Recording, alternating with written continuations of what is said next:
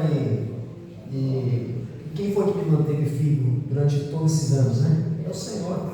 Por isso que a palavra fala que um coração agradecido é poderoso. Um coração agradecido é poderoso. Abra comigo a palavra do Senhor em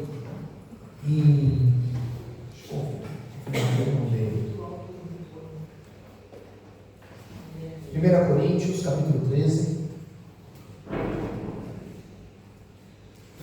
no verso 11. 1 Coríntios 13, verso 11. Amém? Pois. Diz assim: quando eu era menino, falava como menino, sentia como menino, pensava como menino. Mas logo que cheguei a ser homem, acabei com as coisas de menino. Uma das coisas que o Senhor ele anseia de nós é nos ver crescer. Entenda bem isso. Deus não quer só nos abençoar, nos manter, protegidos. Isso Ele fará, como um pai faz com seus filhos, independente se é desobediente ou não, sempre o protegerá, sempre o amará. Mas o anseio de todo pai é que o seu filho cresça. O anseio de todo pai é que o seu filho possa se tornar um homem. E não só na estatura, mas na responsabilidade, na maturidade.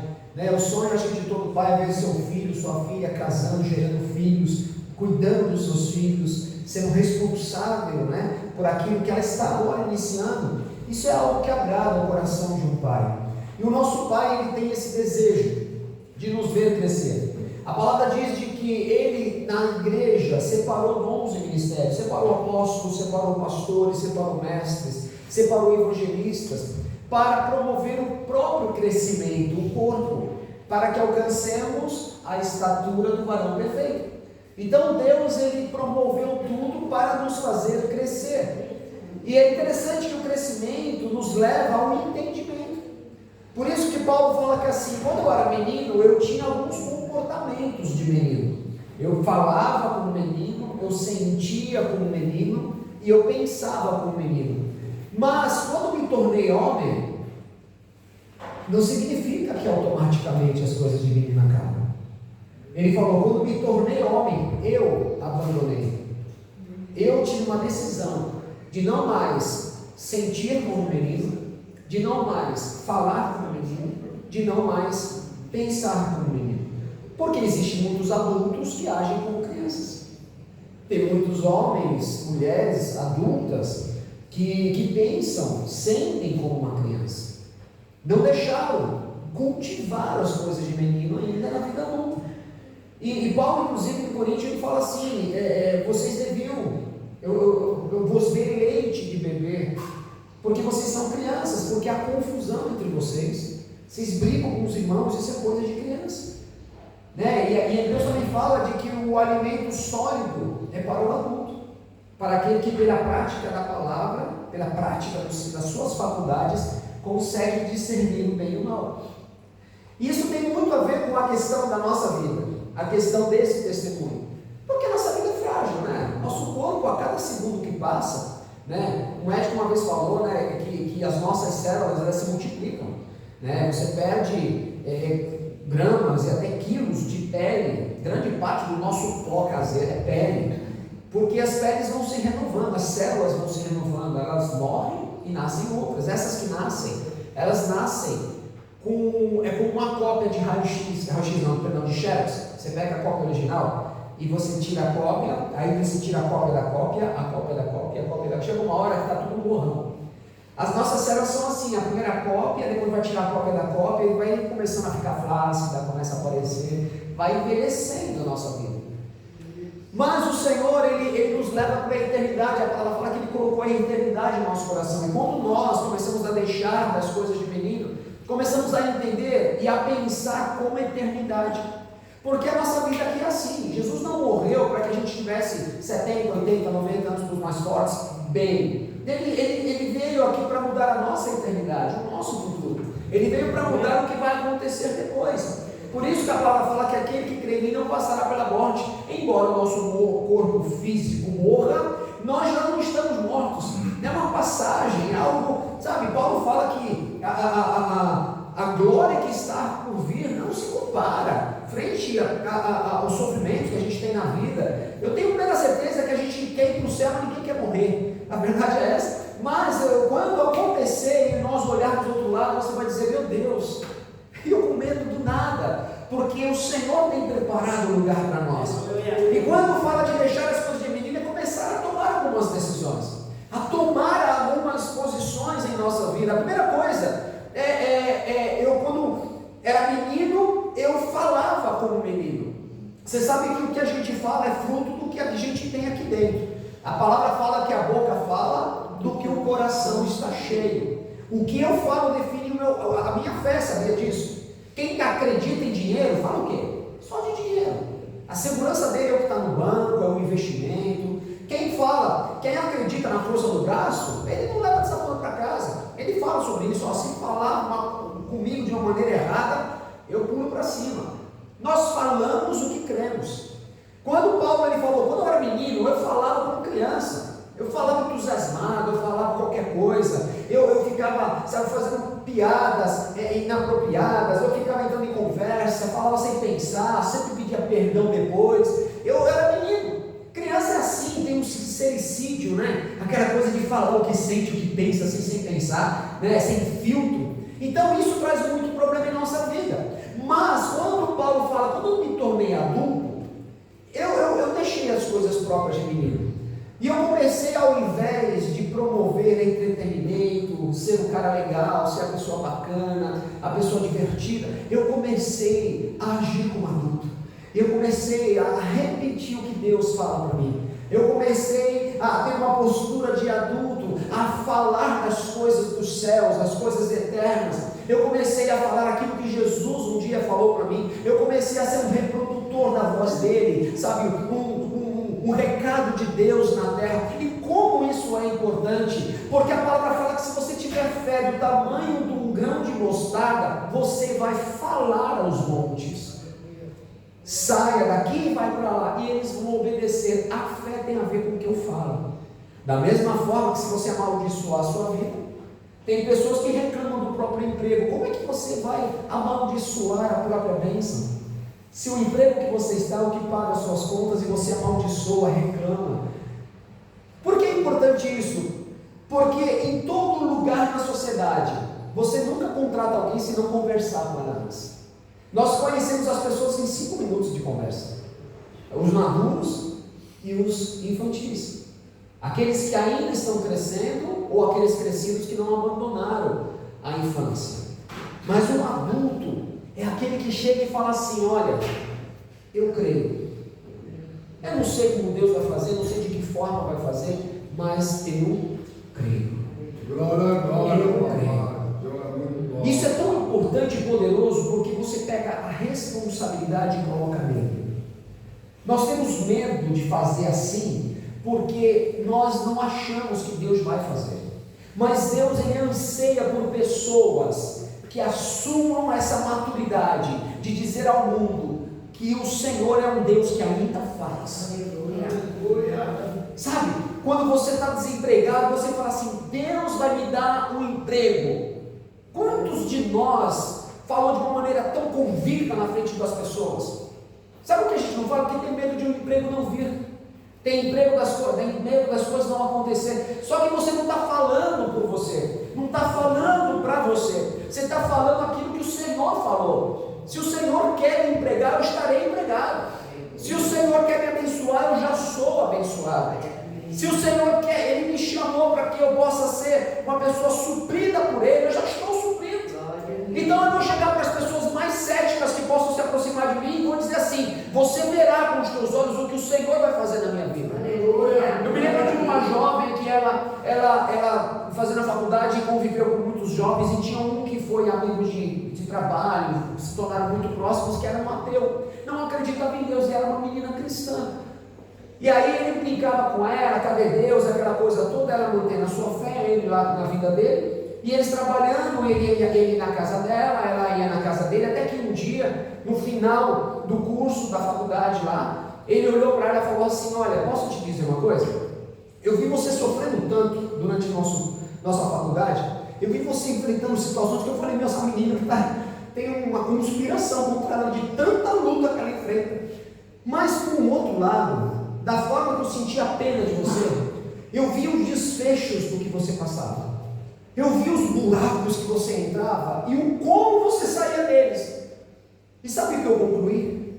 É que alguém cuida de você. Aleluia, glória a Deus. Eu concluí que eu estou revendo meus conceitos, porque não pode ser uma menina tão azarada e tão sortuda. Não pode ser uma menina que enfrenta tanto problema e depois tantos milagres, coisas que eu não explico. Eu só posso dizer que talvez exista alguém de fato que olhe por nós.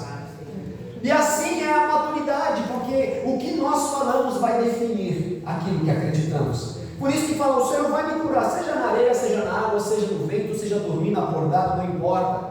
Não importa. E aí é isso, o falar disso que é importante. Mas se morrer, prêmio.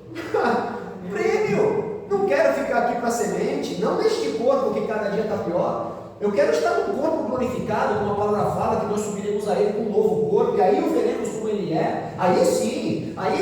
Mas da forma que nós estamos, cada dia andando menos, cada dia mais difícil, não. Eu quero aquilo que o Senhor prometeu e que o Senhor quer dar. Então, entenda que você e eu, nós precisamos amadurecer, deixar as coisas de menina, a maneira de falar de criança. Pare de reclamar menos. Pare de reclamar, reclame menos. Reclame, não olhe os problemas da sua vida. O que você olha vai definir se você vai continuar ou não. Isso é muito importante. Então você tem que essa noite, em nome de Jesus, mudar isso. Sair dessa situação de só olhar o problema e começar a olhar para Jesus. Começar a olhar para Ele. E aí Ele, quando eu olho para Ele, Ele é o autor, o que cria, e o consumador, o que faz acontecer da minha fé.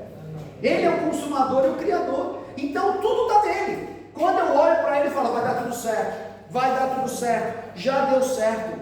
Quem não está enfrentando problema na vida? Todos nós. Mas o Senhor já tem me dado uma terra prometida. O Senhor já tem me dado. Agora eu tenho que cantar. Eu tenho que oferecer a Ele isso. Eu tenho que, deixar o mundo saber que é o Senhor quem faz em minha vida. Isso é maturidade. Por isso que Paulo que passava pregava o Evangelho. Eles aonde iam não deixavam de anunciar. E nós ficamos assim esperando o sinal. Não, isso é coisa de menino. Menino que fica assim esperando chegar o presente para acreditar que o papai realmente cumpriu com a promessa. Não, nós não somos crianças. Se o Senhor diz que fará, Ele já fez. Ele já fez. Amém? Outra coisa que fala sobre a questão do menino é raciocinar, é pensar. E é muito importante porque o teu pensamento também define as tuas decisões. Se eu pensar que a saída dessa igreja nessa porta aqui, você acha que eu vou para lá? Não vou, eu vou para cá. Porque eu penso assim.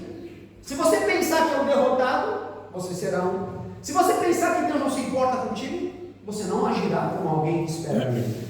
Mas se o teu raciocínio estiver linkado com a palavra dele, eu sempre digo assim, mas pastor, eu erro tanto. E você acha que Deus não sabia? Você acha que Jesus, quando te chamou pelo nome, Ele não sabia que você errava? Ele não sabia dos teus pontos fortes e dos teus pontos fracos? Você não sabia que ele te pegou com um pacote completo? Com todas as tuas manias, teimosias, com tudo isso Ele sabia. E Ele te amou com amor eterno. Então Deus sabe, não tenta achar que Deus não sabia. Ele sabia sim. É como aquele cara que compra um carro quebrado. Eu sei de tudo, mas eu amo. Eu amo. Eu sou assim, é lógico. O Senhor nos chama da forma que somos para nos fazer crescer, para que nós possamos ser transformados de glória em glória. O meu raciocínio vai definir as minhas decisões, a forma de eu pensar. A palavra diz assim: traz a tua memória que traz esperança. Pensai nas coisas do alto, onde o Pai das luzes está, onde que não tem sombra nem variação de mudanças. Tudo que é bom, tudo que é amável, se alguma virtude há, se algum louvor existe, que isso ocupe o pensamento. Davi fala em Salmos: olha, quando eu deito a cabeça no travesseiro, eu medito na tua palavra. A palavra vai começar a mudar o nosso raciocínio. Ao invés de correr desesperado, nós vamos ajoelhar e orar. Ao invés de nós começarmos a reclamar, o meu pensamento vai dizer: não, o Senhor tem o controle de tudo. O Senhor tem o controle de tudo. Pensa no menino José. A gente fala tanto de José, mas imagina um jovem que perdeu a liberdade, patrocinado pelos próprios irmãos que o venderam como escravo, perdeu Sabe, primeiro, perdeu a família, que foram os irmãos, perdeu a liberdade e perdeu a dignidade, porque ele foi preso, acusado de tentativa de estupro. Pensa um jovem hoje entrando numa cadeia, acusado de tentativa de estupro, o que não aconteceria com ele? Na cadeia todos estariam dizendo assim: ah, o que você fez? Não fiz nada. Pois é, ninguém aqui fez nada também, todos nós somos inocentes. Como é que você vai explicar quem ele fez? Mas a palavra fala que o Senhor era com José. O raciocínio de José o fez ser fiel até o dia que o Senhor, de manhã, José estava na prisão barbudo, à noite estava sentado com o faraó, com o anel no dedo. Quando o meu raciocínio, o meu pensamento é maduro, eu não penso em me afastar de Deus como Adão fez. Eu me aproximo dele, porque a convicção de que eu sei que a salvação está somente nele me levará a ele. E aí a minha resiliência em esperar nele fará com que eu alcance a promessa, porque a palavra fala que aquele que perseverar até o fim será salvo. Então mude o teu pensamento. Você vai ver que você vai ter mais motivo de alegria do que de tristeza quando o teu raciocínio te levar para os céus. Você vai ter mais motivos de louvor do que choro, ainda na dificuldade, ainda no problema, porque você não é mais uma criança que fica olhando em volta ver se as coisas estão boas. Criança é assim, se tem muita luzinha, ela corre no shopping, se os pais não estiverem atrás, ela se perde. E nós somos assim com luzinhas, e o diabo sabe colocar luzinhas em nosso caminho, para nos fazer desviar, para nos fazer ser curiosos, para fazermos alianças com quem não devemos. E aí o diabo vai montando o cenário e as crianças vão assim a passos largos para aquilo que me propõe. Mas os adultos não. Os adultos falam: que luz é essa? Não, calma aí, não é para lá que eu tenho que ir. Não, o Senhor não me mandou ir. E aí ele tem um pensamento, um raciocínio maduro. Por mais curioso que ele esteja, ele não vai. Por mais desejoso de correr atrás, ele não vai. Ele sabe que o Senhor, ele que vai suprir as nossas necessidades. Ele sabe que o Pai dele celestial não vai permitir que ele fique desamparado. Ah, meu irmão, isso é muito poderoso. Se você for ler na Bíblia, você nunca viu um profeta de Deus calado. Você nunca viu um profeta de Deus chorar com o resto do povo. Todos eles foram contrários aos raciocínios. Ah, os inimigos, o Senhor é Deus. Ah, mas vamos perder. Não. O Senhor vai à nossa frente. Veio Golias 40 dias afrontando todo mundo. Chegou Davi, quem é esse? Raciocínio diferente. Assuma o teu papel diante dos homens, que Deus te assumirá. Eu sempre gosto disso, porque aquele que me confessar na terra, ele confessará nos céus. Quando você fala: eu sou cristão, agora ficou crente, fiquei crente sim, agora só fala de Jesus, só de Jesus sim. Mas eu vou orar, vai orar para comprar um carro? Vou orar para comprar o carro, porque quem nunca perdeu dinheiro sem perguntar para Deus se tinha que fazer as coisas? Quem nunca fez alguma coisa errada e ficou aí pagando um ano de crediário? Se eu soubesse, se orasse. A palavra diz que tinha um rei que tinha um problema nas pernas, e ele morreu com os problemas nas pernas, porque ele confiou mais nos médicos do que no Senhor. Está na Bíblia. E o Senhor quer que nós tenhamos um raciocínio que nos leve a Ele. Como Davi falou: levo meus olhos para os montes, de onde me virá o socorro? Ele estava procurando, não tem de onde vir, não tem. E o raciocínio de Davi o levou aos céus. E o socorro veio do Senhor, que fez o céu e a terra. Falar, raciocinar e pensar. Eu sentia como menino. E o sentimento é muito interessante. Algumas pessoas falam assim: sentir, raciocinar, pensar, mas o teu sentimento, ele vai definir a tua alegria. Aquilo que você sente vai definir se você está feliz ou não. Uma pessoa, a palavra fala que o coração alegre aformoseia o rosto. Um coração triste também entristece o rosto. Muitos chegam na igreja tristes porque o coração está triste, embora cante louvores alegremente. O Senhor, Ele quer que mudemos o nosso raciocínio, mudemos nossos pensamentos, mudemos a nossa maneira de falar. Nunca diga de você mesmo que você é uma pessoa derrotada. Nunca diga isso, porque Deus nunca falou isso. Mas percebe que nós somos crianças? Ninguém me ama, e fica chutando as coisas na sala. Não, que essa ideia de que ninguém me ama, só porque fui contrariado. Só porque o não chegou para mim? Não, não sou criança, eu sei que eu sou amado, eu sei que faço parte, eu tenho uma identidade. Mude a sua maneira de agir, mude a tua postura diante de Deus e dos homens, assuma o teu papel de filho de Deus, assuma, deixa o Senhor ver que você está assumindo um compromisso. Tem pessoas que têm vergonha até de andar com a Bíblia, aí você é julgado, Jesus foi julgado e morto. Qual o problema de andar com a Bíblia? Qual o problema de você falar que é um cristão? Qual o problema de você dizer que é submissa à palavra de Deus? Qual o problema? Nenhum, a não ser o que nós criamos. Mas Paulo fala, olha, eu cresci e deixei as coisas de menino, eu deixei, não quero sentir, não quero pensar, não quero raciocinar, não quero falar como menino, eu quero falar como adulto. E como adulto, eu sei quem tem comigo. Como adulto, eu sei que o meu Senhor é comigo. Como adulto, eu sei que a palavra diz que o Senhor Jesus, através das suas misericórdias, suprirá todas as minhas necessidades. Deixa eu contar uma bênção aqui, de antemão, já estou te antecipando também, estou aqui com o irmão.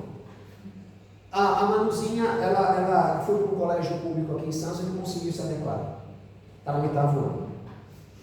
E aí a gente não tem condição de pagar um colégio particular, fica naquele impasse. Aí vai ser a sua filha, que sempre foi competitiva, sempre foi estudiosa, interesseira, sempre cercada de amigos, sozinha, desinteressada de ir para a escola, e até mesmo na educação física na escola não queria participar. Você não joga bola com seus amigos? Não, pai, não joga.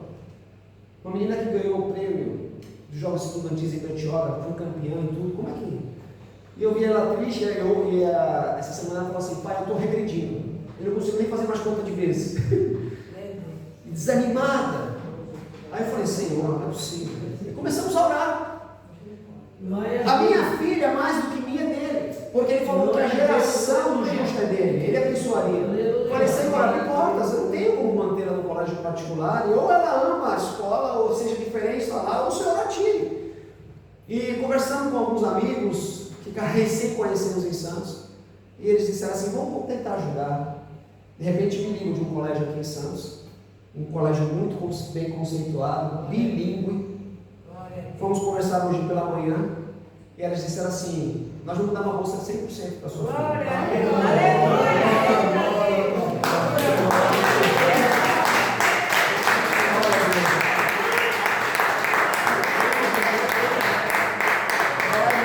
colégio caro, bonito, não é grande, igual o nosso colégio que ela cresceu. E assim, e o uniforme, fica tranquilo, tem muito uniforme doado aqui com os pais, vai ter uniforme também, só não podemos dar o material. Eu falei, não, mas o Senhor tem que também exercitar minha fé. Não é tudo dado assim, não, você vai ter que orar agora pelo material. E ela falou, não, mas o material está no meio do ano, é metade do preço, a gente vai ver o que pode fazer, blá, blá. E a Manuzinha na outra sala fazendo a prova. Já toda feliz, gostou, minha filha? Gostou, já estava toda animada, aí o uniforme e tal. Sabe por quê? Porque assim, eu não vim para o Senhor, eu não entreguei a minha vida para o Senhor para lamentar. Crente é lamentador, crente é chorão. Não, crente tem que ser feliz. A palavra diz que o povo que conhece o Senhor é um povo forte e ativo. E é isso, sabe? Apresentou um problema. E aí qual é o problema? O problema só serve para ser solucionado. Paulo sofreu 2 naufrágios, foi apedrejado, foi tido por morto em praça pública. O apóstolo Paulo não morreu. Mas, quando ele foi para morrer em Jerusalém, ele falou, agora eu combati o bom combate. Agora o Senhor disse que não vai ter livramento não. Mas eu vou, porque está me separada já a coroa de glória. O Senhor fala, nós vivemos até aqui, irmãos, e tem testemunho, mas até o dia da morte, nós vamos glorificar ao Senhor. Porque o Senhor pode fazer isso, até no dia da nossa morte. Você está lá morto, daqui a pouco dia ouve a voz de Jesus, sai para fora, virou Lázaro. Você está lá saindo 4 dias depois, e o Senhor diz, tem mais coisa para fazer. Então mude a tua maneira de agir, mude a tua maneira de pensar, não seja fruto do teu meio. A minha casa é reclama, minha casa todo mundo reclama. Pois é, Jesus te tirou da sua casa e levou para a casa dele. E na casa dele ele diz o que? Lá em 1 Tessalonicenses 5,18, em tudo dai graças, porque essa é a vontade dele. E aí você já não é mais na tua casa, agora é família de Deus, não é família sua. E temos um pai que nos educa, então muda isso, começa a mudar a sua casa, porque as pessoas vão rir de você, as pessoas vão duvidar de você, as pessoas vão achar que você é fanático, mas quando quando Deus bradar dos céus, eles vão dizer: o Senhor é com ele. Aleluia. O Senhor é com ele. Isso é coisa de menino, é coisa de adulto que deixou as coisas de menino. Menino gosta de galera, gosta de fazer graça. Se um jogou chinelo, o outro joga mais longe, outro mais longe ainda, para provar que é bacana. Adulto não. Não vou ficar sem chinelo não, coisa boba. Não, eu sei a luta que eu tenho que batalhar. Eu cresci. Por isso que essa noite, meu irmão, continue na fé. Não sabemos o que Deus tem no futuro, mas eu sei o que Deus tem agora. Eu sei a glória que Ele recebeu agora. Eu sei a fé, aonde está baseada agora. E amanhã é outro dia. Eu mesmo não fui curado. Todo mundo aqui é testemunha que fui curado de uma doença incurável. Quando era criança, com 9 anos de idade, osteomielite aguda, que estava com a minha perna toda inchada, 7 anos de problema. E sabe como é que eu fui curado de um problema que não era curado? Em casa. Tinha uma ferida aberta na coxa, que saía uma secreção que era linfa, um problema que ninguém conseguia corrigir. E eu colocava gases desse tamanho, colocava até mods, que era bom absorvente, para poder não vazar aquele curativo. E de repente na minha casa foram as irmãs, normal, sempre iam, graças a Deus por isso, mas naquela noite foi diferente. Naquela noite oraram por mim, eu sentado no sofá, e uma irmã que veio de visita, não a conhecia, falou assim: olha, quando nós orávamos pelo rapaz, senti um vento forte, um cheiro forte que passou e desceu a porta. Glória a Deus, amém. Comemos um pãozinho, umas coisinhas que minha mãe havia feito. No dia seguinte fui fazer curativo. A secreção estava menor, o curativo menos sujo. Eu achei estranho, porque essa secreção ela oscilava, mas não tão baixo quanto aquele dia. No outro dia, menos ainda. No outro dia, menos. Outro dia, um negocinho. E aí, no quarto dia, pela primeira vez em 7 anos, eu decidi não fazer curativo. E aquela ferida fechou e nunca mais. Recentemente eu fui no PS em Santos, mostrei a cicatriz, que eu tenho uma baita cicatriz aqui. E o médico olhou assim, falou: osteomielite? Eu falei: sim. Ele assim: você agacha? Eu agacha. Opa. Você tem equilíbrio na perna? Tenho. Eu surfava. Ele assim: quando foi isso? Uns 30 anos. Mais ou menos. Ele olhou para mim, abaixou a cabeça e continuou fazendo. Eu falei: você não vai fazer esse interrogatório e não me explicar por quê, né? Ele que assim: porque não tem cura, nem faz o que você faz. Mas foi Deus. Não agacha, não tem equilíbrio e não é curado. Eu falei: pois é, mas o Senhor faz.